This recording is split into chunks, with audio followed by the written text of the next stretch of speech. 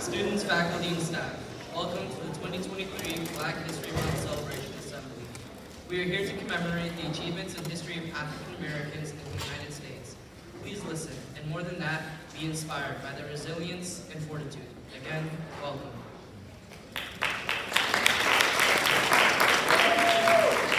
At this time, we'd like you to please stand for the presentation of colors by our NJROTC Color Guard, and remain standing for the national anthem by Jayona Gilbert.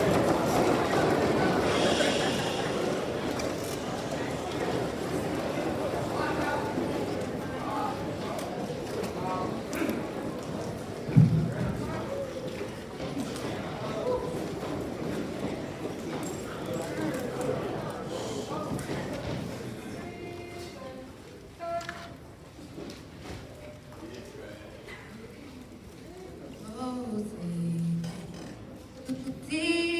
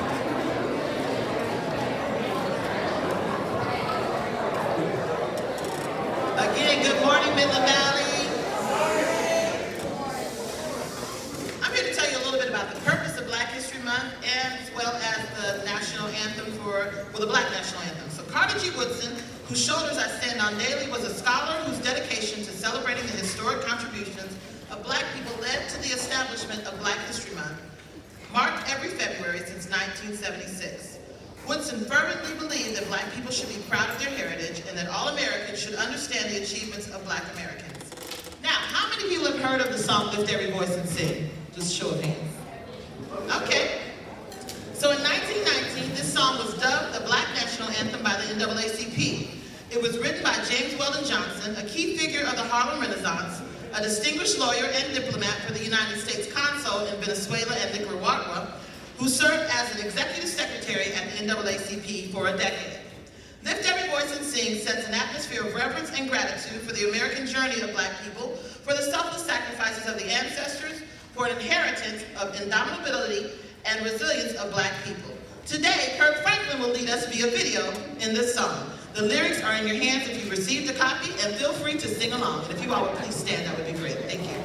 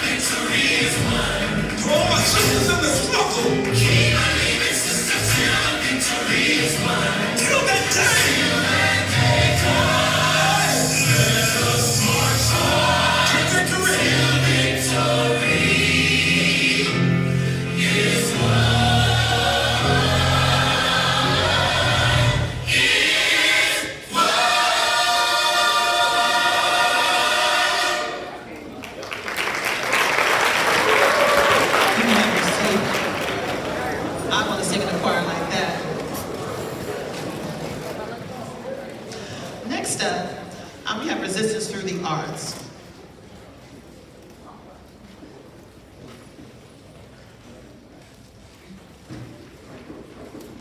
Every year for Black History Month, the Association for the Study of African American Life and History decides on a theme. Past these themes have included the Niagara Movement, Black businesses, Blacks in the Civil War, and more. This year's theme is Black Resistance. By resisting, Black people have achieved triumphs, successes, and progress as seen in the end of chattel slavery, dismantling of Jim Crow segregation in the South, increased political representation in all levels of government, desegregation of educational institutions, the passage of the Civil Rights Act of 1964, and the opening of the Smithsonian National Museum of African American History in DC, and increased and diverse representation of Black experiences in media. Please watch this video and learn more about Black resistance, which is our theme for this year.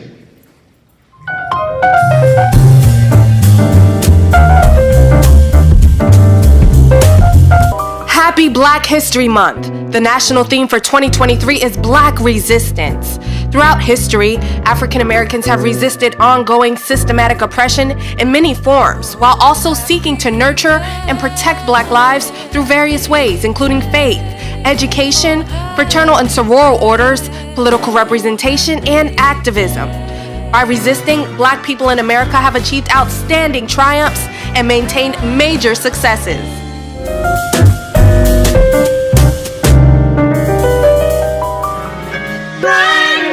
It all starts with faith, and it runs deep in the African American culture.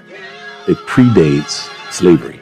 Resistance started on the slave ships. We refused to leave our spirituality on the continent, and so it survived the Middle Passage. The first resistance was we will obey to survive, but we will go explore our God on our own. So we went to hush harbors, away from the master, to worship in our way.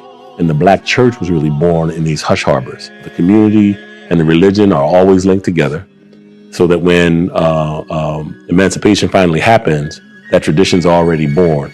And that became a part of the story.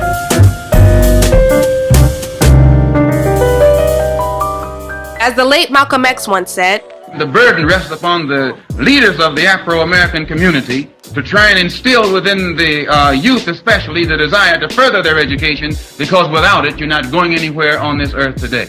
Education was a form of resistance then, and it still is today. When you look at the history of African Americans, you'll know that from the beginning of time, education was the one thing that we were essentially kept away from. Society knew that if African Americans were educated, that we would use that education to further our freedom. And so we've been fighting against systems of oppression to keep us away from education for centuries, quite frankly.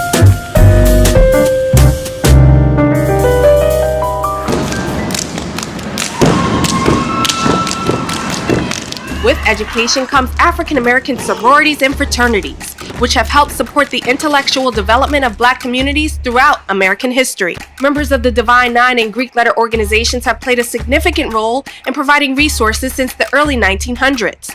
Each were established with unique core values, but share a common goal: to educate and uplift Black communities. In terms of our members, who are probably very well known for their work towards the Black resistance, I would say Coretta Scott King, who's an honorary member of the sorority, but we all know the work that she did throughout her lifetime to help the African American community, but she's one among many. Alpha Phi Alpha was founded at Cornell University, 1906, the first of the Black Greek letter organizations. Our first resistance, so to speak, is resisting the issues of racism that were attacking the men at Cornell.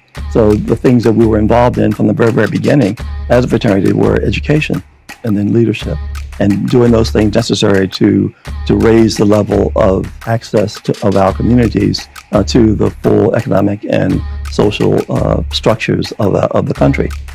I was told that alphas are... Poets such as Phyllis Wheatley wrote poetry to express culture and ideas of freedom and liberty, so much so that she caught the attention of George Washington. Even in the face of inequality and, for some, a lack of formal education, African Americans in free northern states formed literary societies and produced newspapers, pamphlets, novels, and poetry. We have a rich literary tradition, and Cameron Hugh will recite one of the more contemporary artists, the late, great Maya Angelou's Still I Rise. Give it up for her as she comes.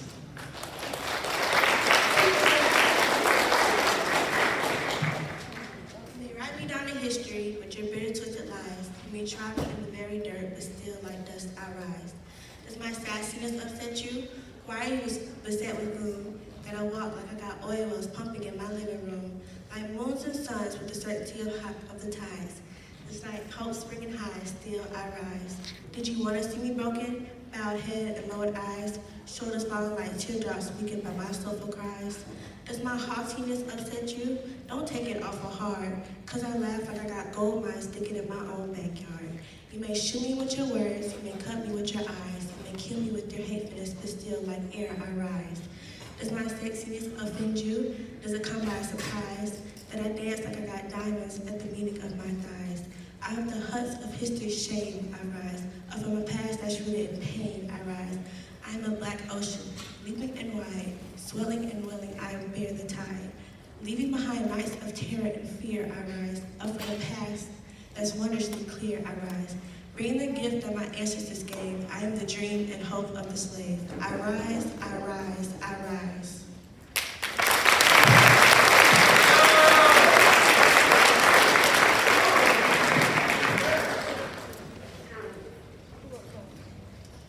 At this time, we are going to prepare for our speaker. Get my papers together. Our speaker this morning is Ms. Donna Moore-Wesby. She's a general manager and program director and sales manager at WAAW Shout 94.7 FM in Aiken, South Carolina. She's the host of Education Matters, and she's one of the founders of Umoja Village, a South Carolina-based charitable organization. She also served on the Aiken County School Board. Most of all, she's a friend of mine. She's one of the sweetest persons that I know, and she's always willing to assist her community. So please give a warm Midland Valley welcome to Ms. Donna Moore-Wesby.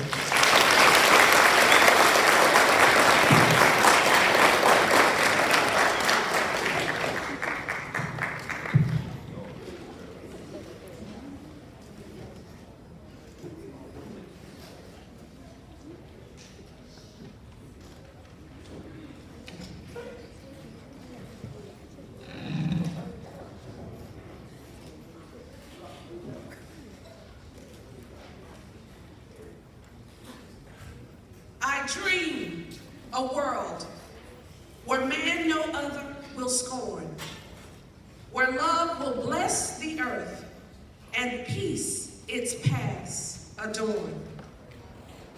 I dream a world where all will know sweet freedom's way, where greed no longer saps the soul, nor avarice blights our day.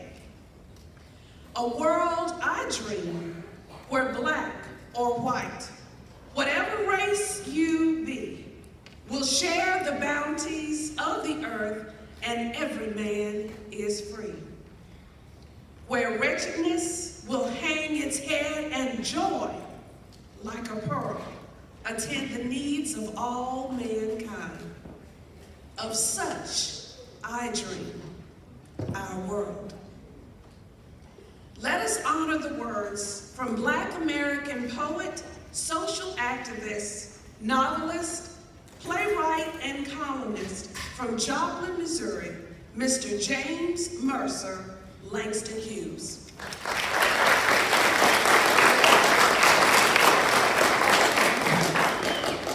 Good morning, Midland Valley Mustangs. All right. My name is Donna Moore-Wesby, and I am honored and humbled to share this time with you today, this last day of Black History Month. I'd like to thank Principal Sheldon Higginbottom, an educator and coach, and my friend, Miss Bianca Woodard, for asking me to come today. Let's give them a round of applause.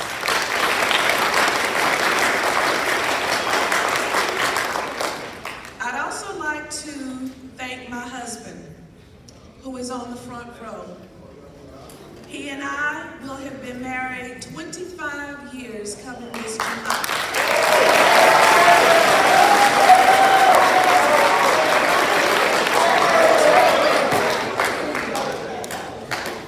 We have been together almost 30 years. Only that man can handle a woman like me.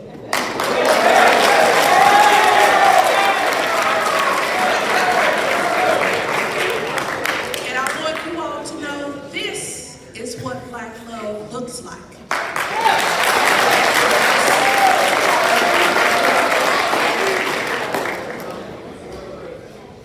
As I thought intently about today and what I would say, I asked the Lord to give me a word that would touch the heart of every man, woman, boy, and girl under the sound of my voice.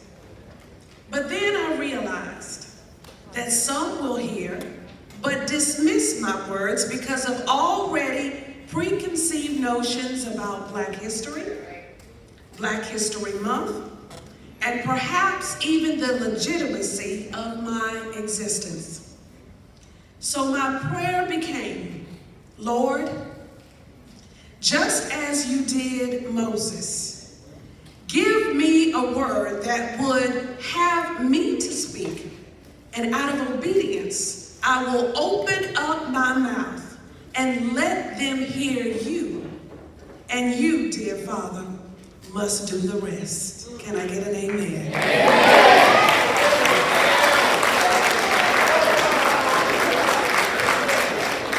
So I, Donna Moore Wesby, a graduate of Aiken County Public Schools, stand here today as a 53-year-old Black woman on the shoulders of thousands who came before me and paved the way through weary years and silent tears so that I can enjoy life, liberty, and the pursuit of happiness. In spite of and in the midst of perilous times, when daily fighting to prove one's legitimacy results in pages of unanswered questions and a lifetime of post-traumatic stress that was weaved into the very fabric of the Black existence, I still stand. Martin Luther King Jr., Reverend Jesse Jackson, Congressman John Lewis, Harriet Tubman, Sojourner Truth, Rosa Parks, Fannie Lou Hamer, Marcus Garvey, Malcolm X, Oprah Winfrey, Bill Russell, the 5 Black South Carolina state representatives during the post-Civil War Reconstruction era who founded Aiken County, Prince Rivers, Charles Hayne, Samuel Lee, Gloucester Holland, and William Jones. President and Mrs. Obama, Leslie Price, William Clyburn Sr., Willa Hightower, Augusta Stevens, Glover Hickson III, Rosemary English, James Goldman, and the list goes on and on. Young people, as I think about each of these Black and African Americans and the countless other trailblazers, the common thread that connects them all is resistance. Say that with me, resistance, resistance, yes. Resistance is defined as the refusal to accept or comply with something, or the attempt to prevent something by action or argument. Now let me be clear. I'm not speaking resistance just for the sake of being contrary. No. I speak of what I deem as righteous resistance. See, righteous resistance relies on God's principles to do unto others as you would have them do unto you, and to love thy neighbor as thyself. Just think, if Martin Luther King had refused to stand up, Rosa Parks could not have sat down. If Jesse Jackson had not yelled, "I am somebody," then President Obama could not say, "Yes, we can." It all started with a questioning attitude, a heart of love, and the spirit of boldness to do something fierce and to some degree non-compliant to make life better for others. With every major transformation or change that's ever happened in this country, it's transpired because someone had the courage to say, "I will not accept the status quo." The integrity to say, "I will not comply with unjust and inequitable laws that position a group of people behind the starting line when others running the race have already already been afforded a mile takeoff advantage. This is the beauty, young people, of learning our history. This is why Black History Month matters. This is why all history matters. Because Black history is American history. Let's clap it up for that. Yes, it is. Black history is American history. Until we accept that reality, Black history will continue to be relegated to a 28-day acknowledgement that's mostly celebrated reluctantly due to the ignorance of those who desire to suppress, deny, alter, or even forget that Blacks are indeed Americans who are patriotic and love this country just as anyone else. By studying history, we are able to look into the windows of our past to help us see what sometimes the present can't reveal. History helps us to connect the dots, to explain why certain things transpired and why our present exists as it does. Learning our history provides an opportunity to learn from past mistakes so that we can chart a new path for progression. If we don't like the past, then let's do something about it in our future. To believe in history is to accept the stories and testimonies of a time most likely before us that chronicles events that shape the world in a space and time as we currently experience. Just like in our own lives, there have been things about us that are good. I know with me, there are some things about us that are not so good. But every single moment, every single day, every single month, and every single year have molded us and knit us to become the individuals we are today. If we don't know where we've been, we don't know where we're going. If we don't know the roads we've traveled, we're destined to travel in circles and fall into the same dead ends, potholes, and one-way streets. As I look back over American history, it seems as if we've come so far. Yet to see today's battles, it makes me wonder, have we really? Courtrooms all over the country are faced with continuous battles for civil rights, voting rights, institutional and systemic racism in housing, healthcare, finance and banking, education, employment, the legal and justice system, to even where some school boards and legislators wage wars to suppress, deny, or hide the truth about Black history. Why has it become so easy to entertain the idea of blotting out some history? Would you feel the same way if we blotted out the contributions of George Washington, Abraham Lincoln, Ronald Reagan, and others? I'm just saying.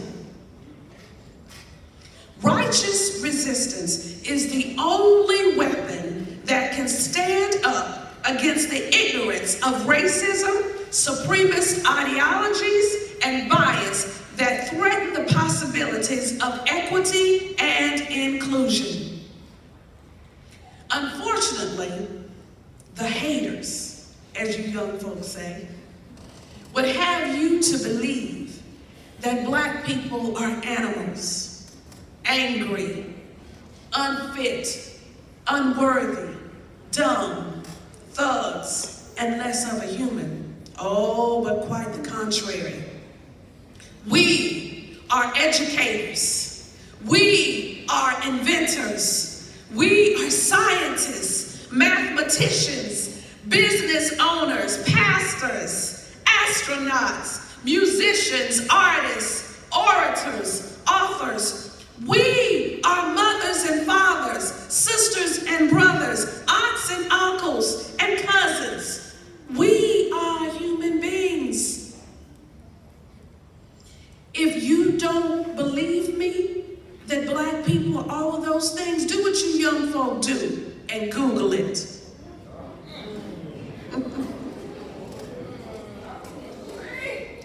As a black American, I don't want you to feel sorry for me, no, because I don't feel sorry for myself. I love me.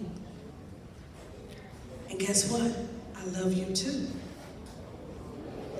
Because the Word of God tells me that you and I were knit together by God in our mother's womb, and that you and I were fearfully and wonderfully created in His image, which means, young people, which means young adults, which means adults, we are all wonderful. We are all worthy to live life in abundance. Can I get an amen there?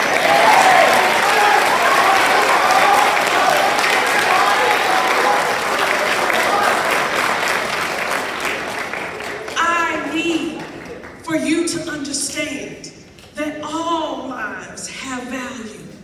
And yes, black lives and our history matter, because black history is American history. And if you matter to me, it would be nice for me to matter to you.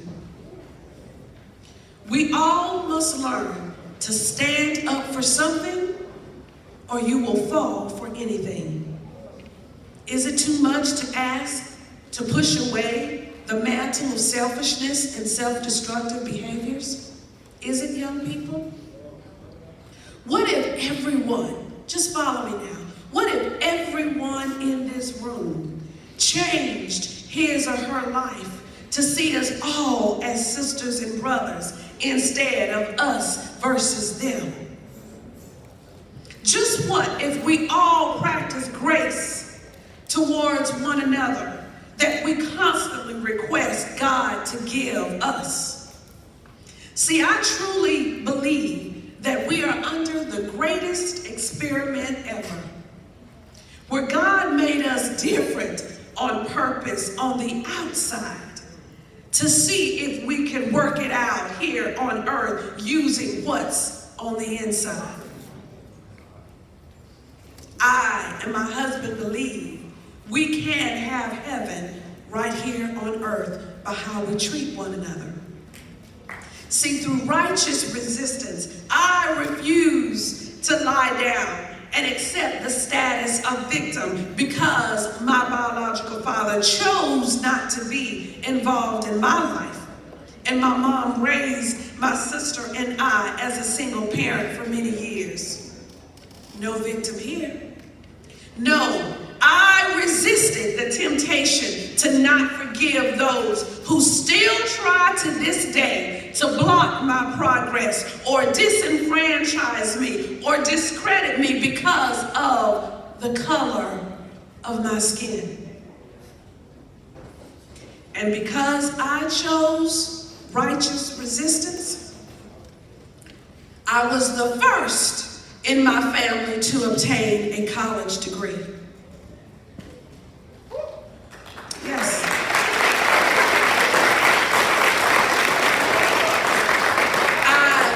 I owned and operated several businesses before I was 30 years old, one of which, the greatest gift, which was located in the Center South Shopping Center in Aiken, was awarded the 2006 Greater Aiken Chamber of Commerce Small Business of the Year, becoming the organization's first Black-owned business to receive that designation.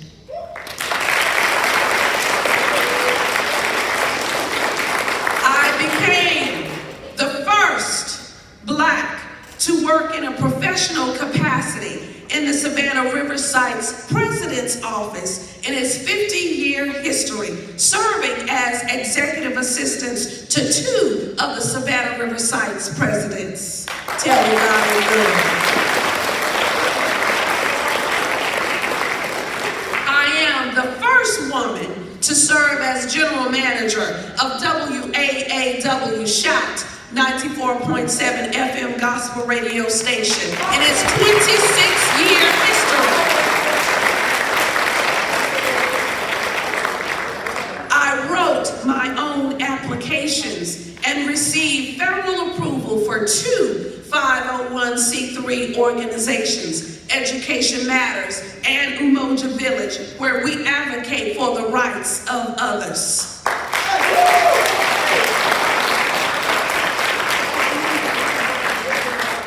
Oprah Winfrey once said, and I echo, I am a product of every other Black woman before me who has done or said anything worthwhile.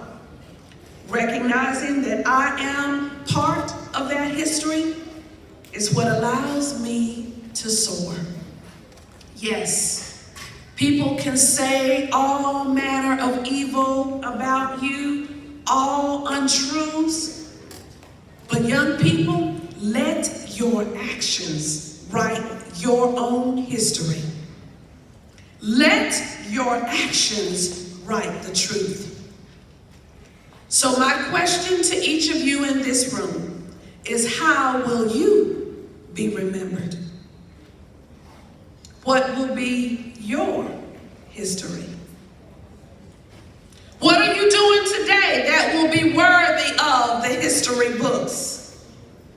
Will you want your history blotted out as if it never existed, especially if your works truly made a positive difference in the lives of others for generations to come? I've got a surprise for you. There are some students here and in this school today whose legacies will live on.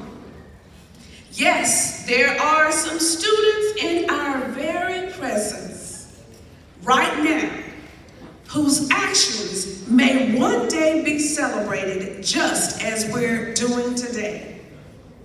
Righteous resistance. Only one person knows what I'm about to do, and that's the individual who helped me with the information. If you're in this room, Kyrie White, come to the stage.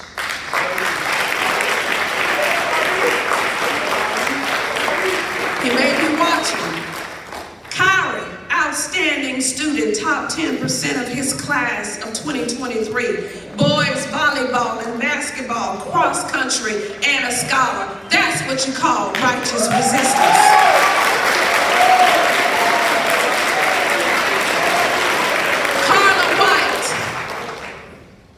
Charla White.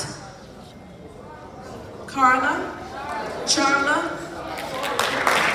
Come on up, baby. And I want you to stand right in front of this screen. Top 5% of her class. Volleyball, state basketball, student council, Beta Club, National Honor Society. That's righteous resistance.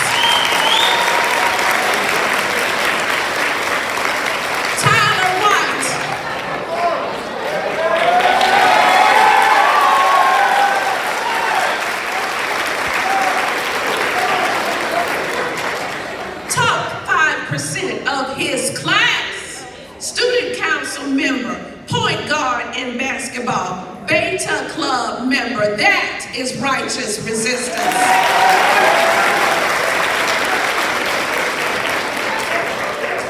Deshaun Burnett.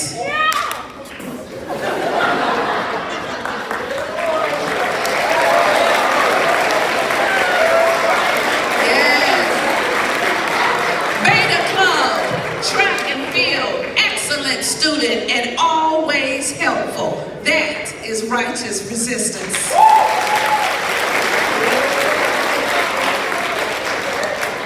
Tremaine McElmurray.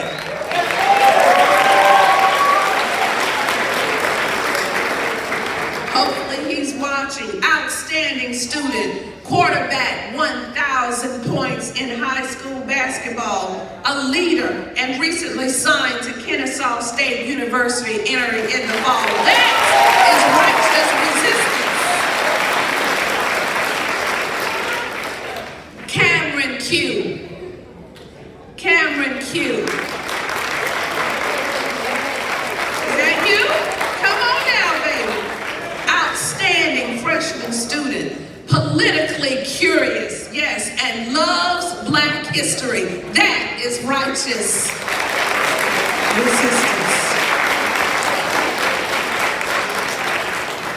Anaya Hamlet.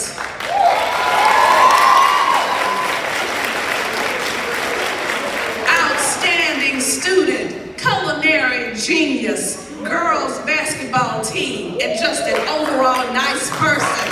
That's righteous resistance.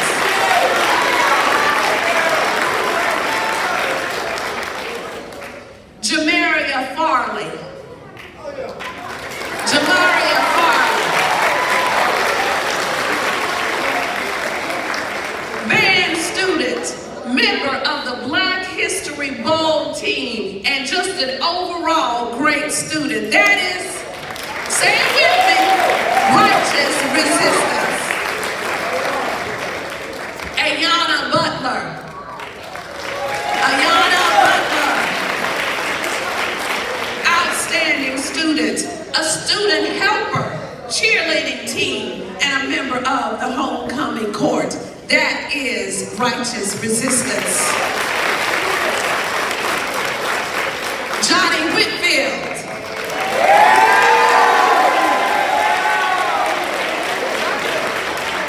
Johnny Whitfield, a great student, a respectful man, track and field, football, and just an all-around great person. Ladies and gentlemen, this is what Black history looks like.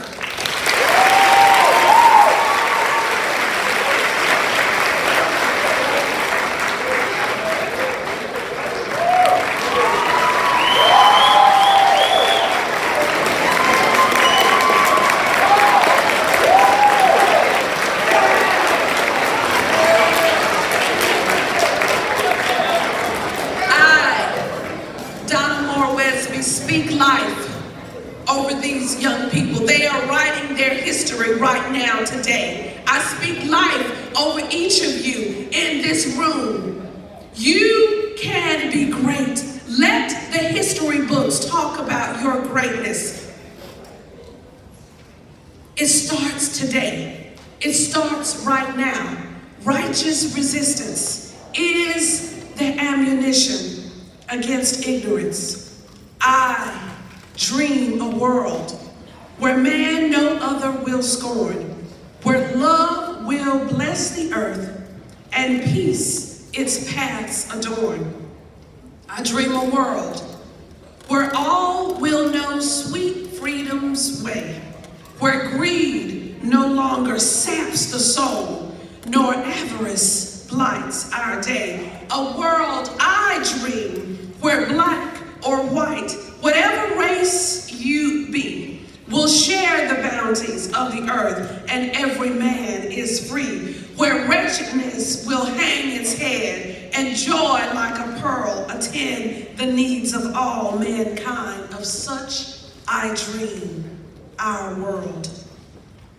And my challenge to each of you, as we celebrate the history of Black Americans, is to carry the torch of righteous resistance and turn that dream into reality. God bless you, and I wish you all the very best. To God be the glory. We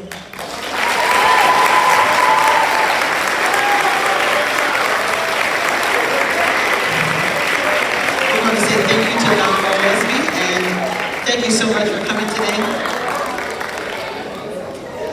At this time, we I'd like to ask our chorus to come for a final selection, and then we will return to third period.